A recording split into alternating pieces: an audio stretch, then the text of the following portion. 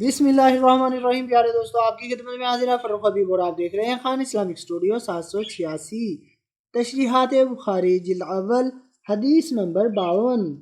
حضرت نعمان بن بشیر رضی اللہ عنہ فرماتے ہیں کہ میں نے نبی اکرم صلی اللہ علیہ وآلہ وسلم سے سنا کہ وہ فرماتے تھے کہ حلال واضح ہے اور حرام بھی واضح ہے، ان دونوں کے درمیان کچھ مشتبہ یعنی مشکوک چیزیں ہیں جن کو بہت سے لوگ نہیں جانتے۔ بس جو شخص اس مشتبہ یعنی مشکوک اشیاء سے بچا، اس نے اپنے دین کے لیے برات یعنی تقوی حاصل کر لی، بلکہ آبرو کے لیے بھی۔ اور جو شخص مشتبہ یعنی مشکوک چیزوں کے اندر پڑ گیا، اس کی مثال اس چرواہے کی طرح ہے جو چراگاہ کے ارد گرد جانور چراتا ہے، قریب ہے کہ ان کو چراگاہ میں داخل کر دے۔ خبردار، ہر بادشاہ کے لیے ایک حما یعنی جاگیر چراگاہ ہوتی ہے۔ اللہ تعالیٰ کی حما چراگاہ اس کی زمین میں اس کی حرام کردہ اشیاء ہیں۔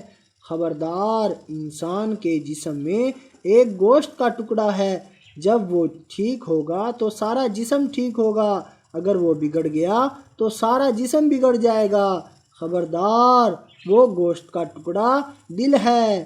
جو شخص متقی بننا چاہتا ہو اسے شبہات سے بچنا چاہیے، اور یہ اس وقت ہوگا جب اپنے دل کی اصلاح کرے گا، جیسا کہ ایک اور حدیث میں ہے کہ جب آدمی ایک گناہ کرتا ہے تو اس کے دل پر ایک سیاہ نقطہ پڑ جاتا ہے، اگر توبہ کرتا ہے تو دھل جاتا ہے، اگر توبہ نہیں کرتا تو باقی رہتا ہے، پھر دوسرا گناہ کرتا ہے، دوسرا نقطہ لگ جاتا ہے، اسی طرح ہر گناہ پر ایک نقطہ لگتا رہتا ہے، یہاں تک کہ اس کے دل کو گھیر لیتا ہے۔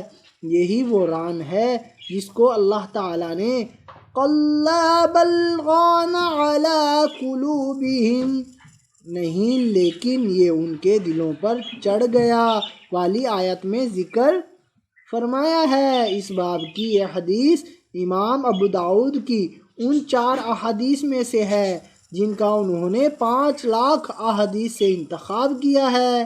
پیارے دوستو، مزید اس طرح کی انفارمیشن کے لیے چینل کو سبسکرائب ضرور کریں اور بیل آئیکن بھی دبا دیں تاکہ ہمارا رابطہ بنا رہے۔ ویڈیوز کو لائک اور شیئر بھی کریں۔ اللہ آپ سب کو خوش رکھے، آمین۔ جزاک اللہ۔ اللہ کمی پیشی معاف فرمائے، آمین۔